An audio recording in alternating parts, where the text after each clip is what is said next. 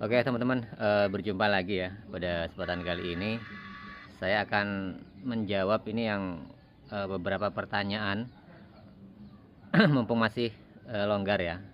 Saya coba untuk menjelaskannya.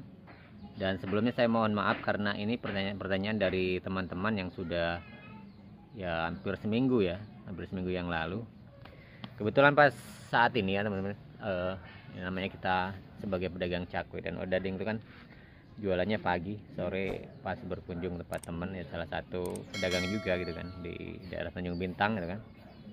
Nah mumpung ada waktu di sini saya akan menjawab ini beberapa pertanyaan yang mana dulu ini ya, karena banyak. Nah ini dari yang 8 hari lalu, banyak masih di bawahnya, jadi mohon maaf sekali. Pertanyaan adalah, Bang, saya bikin pakai terigu kiloan biasanya kok gagal terus ya, malah keras terus nggak ngembang. Oh, jadi mungkin maksudnya gini ya teman-teman ya, dari Bang Seno Suparno, membuat cakwe dengan menggunakan tepung terigu kiloan itu gagal ya. Nah sebenarnya tepung itu sama saja teman-teman ya, tepung terigu baik kiloan ataupun yang kemasan, yang sakan ya, kemasan ataupun sakan. Kalau kiloan ini yang dimaksud kiloan atau tepung kiloan kan berarti yang kemasan ya teman-teman. Nah jadi memang kalau secara kualitas, secara harga itu memang yang kiloan ataupun yang kemasan itu akan lebih mahal ya. Tetapi ya kalau kita biasa menggunakan tepung terigu yang sakan ataupun yang curah itu kan bahasa seperti itu karena lebih padat teman-teman ya, lebih padat sehingga ukuran kita untuk membuat ataupun menakar bahan untuk adonan itu nanti itu lebih ya intinya lebih, dia serapan airnya itu lebih banyak teman-teman. Nah itu yang menjadikan suatu permasalahan. Kalau teman-teman beli yang kiloan itu dia kan sepertinya gimana ya, sepertinya itu yang kemasan dia itu kedap udara, artinya tidak ada udara yang masuk di situ, sehingga butiran-butiran di itu lebih lebih kayak ya tidak melekat gitu loh teman-teman ya. Nah itu sehingga dia dengan air itu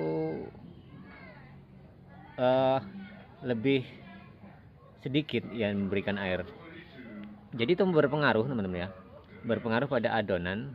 Saya juga merasakan itu ya, karena kita terbiasa. Kalau saya menggunakan tepung terigu yang curah ataupun yang karungan itu ya itu lebih bagus menurut saya, karena dari daya serap airnya lebih banyak dan dia lebih lembab ya, lebih lembab karena mungkin dari siklus udaranya sering terkena udara. Kalau yang dikemasan itu kan atau yang kiloan itu kan memang sangat rapat sekali, tetapi secara kualitas seharusnya itu bagus yang kemasannya seperti itu.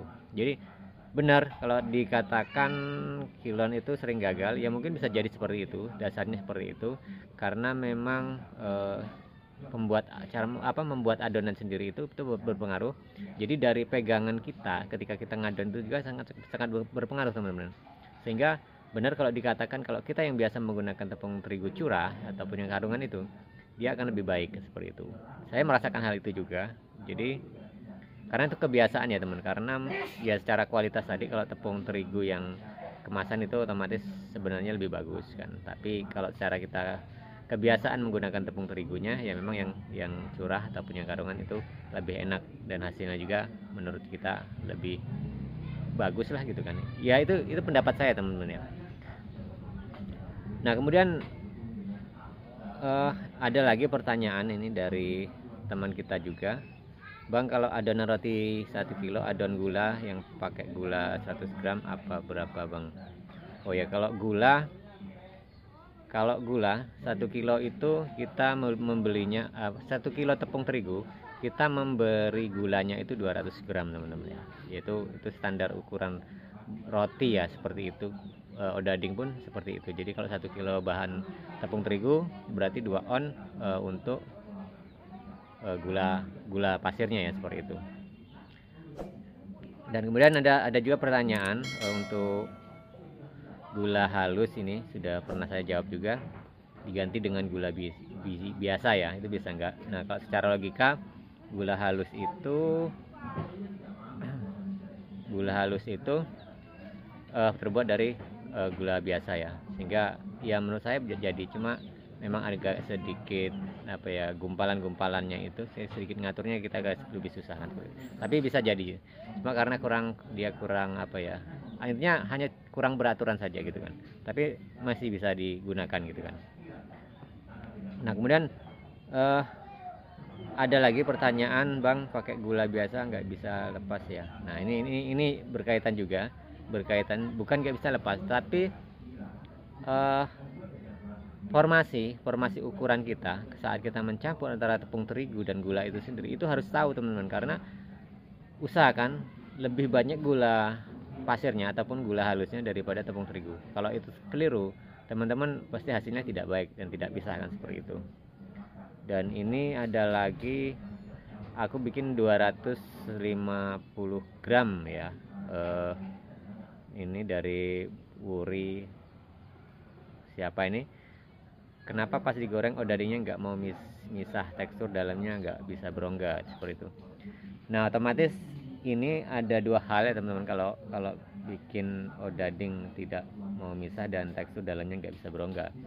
Ada dua hal yang berkaitan, ini adalah pertama dari adonan sendiri ya teman. Jadi adonan sendiri itu mungkin kurang baik, seperti itu. Yang kedua tadi formasi gula halusnya atau gula tengahnya juga itu kurang baik. Jadi teman-teman harus pelajari itu dulu, membuat adonan itu dulu bagaimana caranya yang pas kan, seperti itu. Dan teknik cara mengadonnya itu teman-teman tidak harus sesuai dengan cara teman-teman, tetapi yang paling penting adalah gula halus gula tengah yang membuat adonan itu sendiri itu baik, artinya dia kalis, seperti itu ya. Kemudian membuat gula halus juga, membuat gula tengah, teman-teman formasinya tepat, sehingga nantinya hasilnya itu kan baik kan, seperti itu.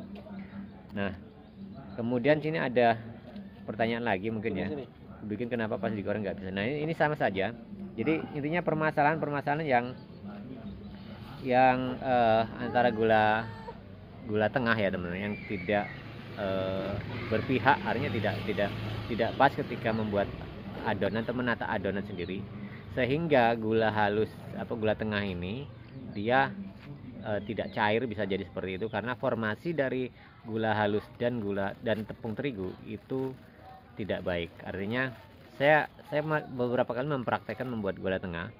Usahakan teman-teman ketika membuat gula tengah, gula halusnya itu lebih banyak daripada tepung terigu, sehingga nanti menjamin untuk dia itu bisa. Nah, kemudian yang berikutnya adalah mengenai gula tengah. Gula tengah sendiri teman-teman harus menggunakan gula halus berkualitas, artinya kualitas dari gula halus itu sendiri itu baik ya, seperti itu, sehingga tidak mempengaruhi ya. Karena mungkin teman-teman sudah sering ya membeli gula halus, ternyata salah gitu kan, karena gula ini ada beberapa, gula halus ini ya ada beberapa tipe teman-teman ya. Contoh kecilnya ada seperti gula salju, gula untuk donat itu kan, gula donat seperti itu. Jadi itu macam-macam teman-teman, sehingga teman-teman bisa tahu. Dan gula halus yang baik itu seperti apa. Kalaupun teman-teman tidak menemui gula halus yang berkualitas, teman-teman bisa kok membuat sendiri, menggiling sendiri ataupun memblender sendiri. Nah, itu permasalahan besar ketika teman-teman semua membuat adonan ataupun menggoreng adonan odading itu tidak misah. Yang pertama adalah secara langsung adalah di gula tengahnya. Yang kedua, ataupun ini bisa dibalik ya, 1 dan 2 teman-teman. Yang pertama adalah otomatis adonan ya teman-teman. Adonan itu sendiri, kalau teman-teman membuat gula halus atau gula tengahnya itu bagus, tetapi adonan teman-teman sendiri tidak bagus, itu sama aja, seperti itu. Dan ini berkaitan, membuat adonan bagus berarti kan nanti bisa dia kalis, dia berongga kan, seperti itu, dan misah ketika digoreng. Nah, jadi berkaitan sekali. Nah, saya ingatkan buat teman-teman semua bahwa Gula tengah itu sangat mempengaruhi hasil, karena kalau begitu gula tengah ini lengket, kita akan kerepotan. Kedua, secara maksimal hasil kita itu akan sangat menurun, sehingga mempengaruhi produktivitas kita, hasil kita, dan akan susut besar seperti itu. Itu realitanya seperti itu. Jadi saya hanya bisa menyarankan pada teman-teman semua ketika membuat adonan itu harus baik dulu, dan gula tengah itu karena berkaitan, yaitu harus sangat-sangat baik juga kan, seperti itu, sehingga nanti hasilnya lebih baik lagi. Nah, jadi itu ya teman-teman, beberapa pertanyaan yang mungkin bisa saya jawab sekarang gitu kan. Jadi mohon dimaklumi dengan segala kesibukan kita. Oke, terima kasih. Kita berjumpa lagi teman di video-video berikutnya.